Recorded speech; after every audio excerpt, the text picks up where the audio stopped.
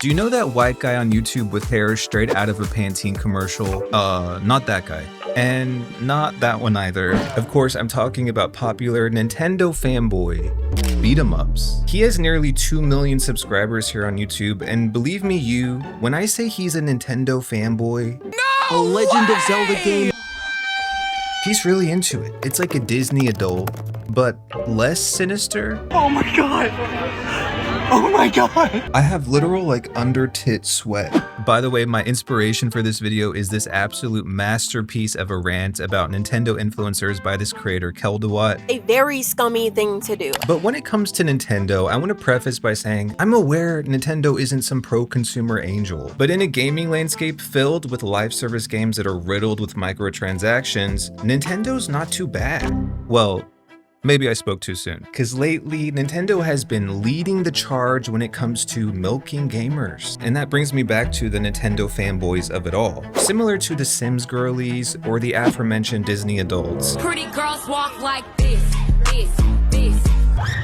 Nintendo lovers will come up with any reason to excuse every slimy thing Nintendo does. They're pretty much just always mouths agape waiting to take in Mario's sausage calzone. Here we go!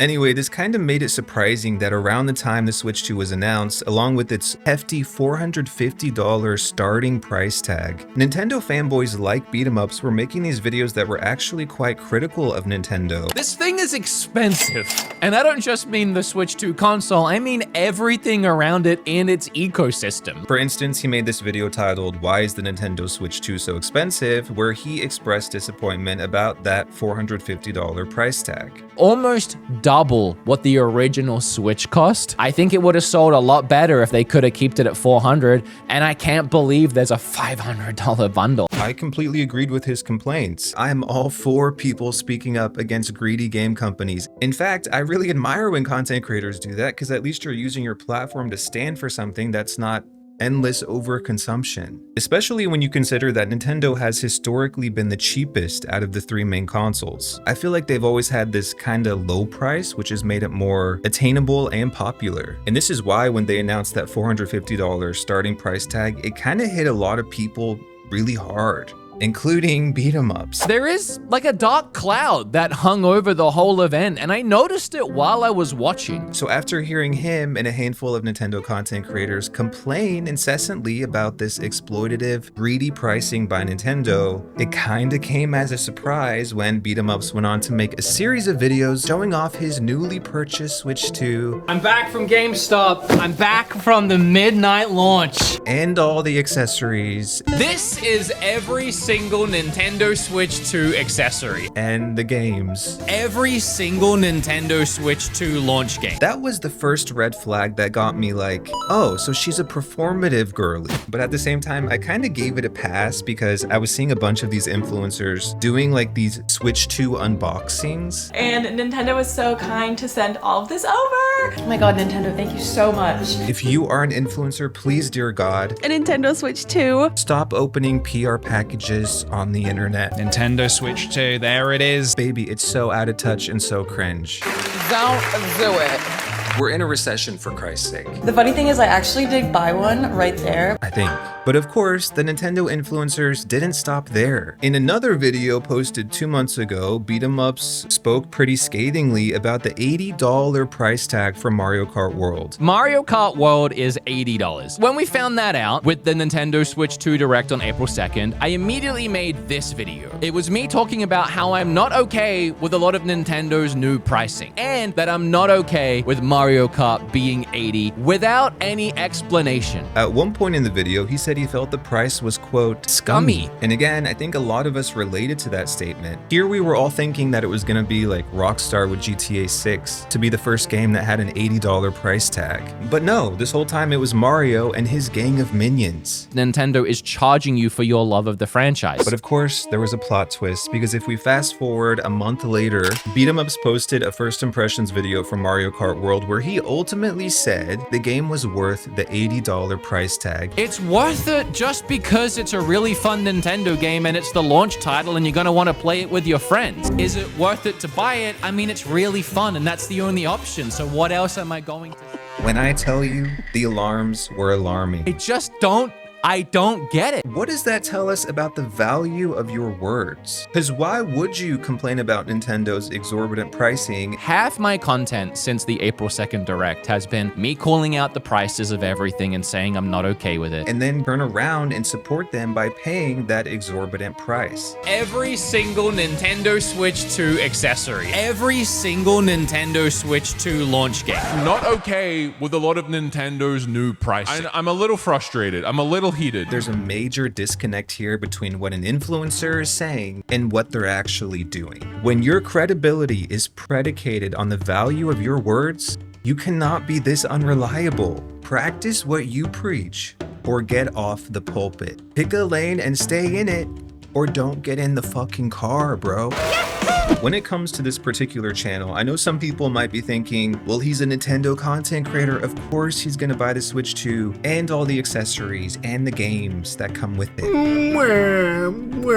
Perhaps you're right, but if that was his goal all along, maybe he shouldn't have pretended to care so much about this. And yet you go out and buy it, you're contributing to the very problem. To be honest with you, I'm so sick of this fickle, two-faced behavior from content creators. We were brought to a big campus that EA operates within in San Francisco, California. I am thoroughly impressed. All the time, we're seeing content creators praise games when they're getting sponsored to do so, and then turn around and criticize those same games when they're not getting a check. I am left feeling very underwhelmed. It's two-faced. In my last video, I discussed a creator who built his entire channel off of criticizing greedy and exploitative game companies, only to turn around and take a check from one of the greediest game companies of all. This video is actually sponsored by Blood Message.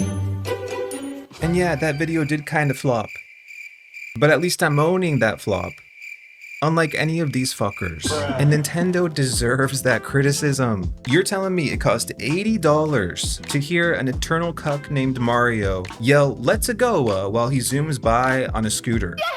I can do that in real life for a lot cheaper. Okay. But to hear a content creator with nearly 2 million subscribers use his platform to protest Nintendo's money-hungry, exploitative practices, but then to do a complete 180 and contradict himself and essentially negate everything he said previously, it's performative as fuck. And for what? I swear, I hope he gets hit with the blue shell every single time he's about to cross that finish line. Yeah. And Keldawat said it perfectly in her video. It's phony and you guys know it. It's giving, oh, let me play you a sad song on the world's smallest violin.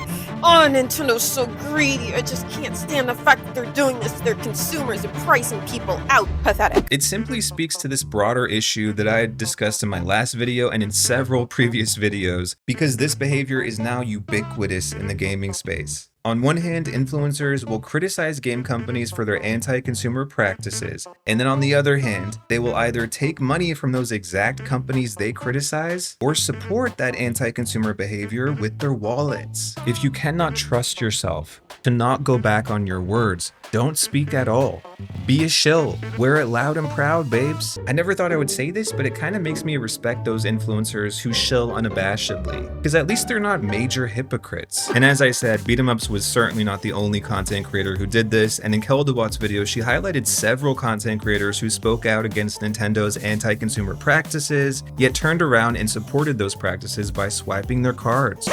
It's also interesting because I just saw this study the other day which showed that consumer spending on video games is down 25% for ages 18 to 24 compared to this time last year. And some people might think that statistic is unimportant. Video games are a luxury after all. But I think in this day and age, when people are working their asses off just to scrape by with the bare minimum, the people need entertainment and something to escape into. And video games are the ultimate form of escapism, or at least the ultimate legal form of escapism. So I think a 25% decrease in consumer spending on video games is significant. And this tells me that due to the economy and inflation and low wages, etc., gamers have to to be more selective about what games they purchase. They're not as willing to take a chance on a game if they're not certain they'll enjoy it or that it's not worth the cost. Which means, especially now with these $80 games, thank you Nintendo, it's even more crucial that consumers have a source like content creators on social media that they can go to who are going to give it to them straight.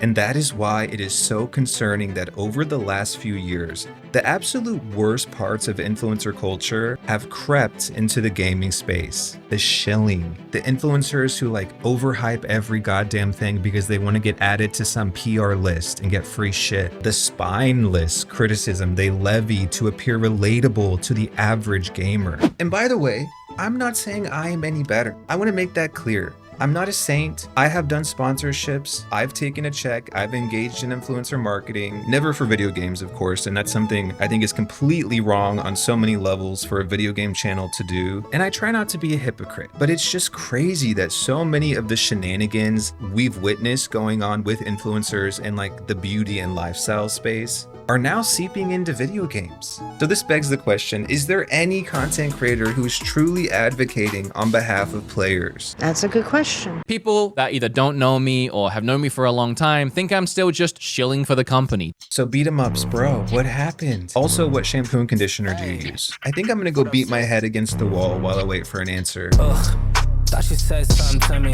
We were never friends, told them I am not your buddy. Now they all call, I got some buzz like honey. Then they check the Spotify and they looking at me funny. I don't blame you, dog, that's how this shit goes. Same two paths, we just pick different roads.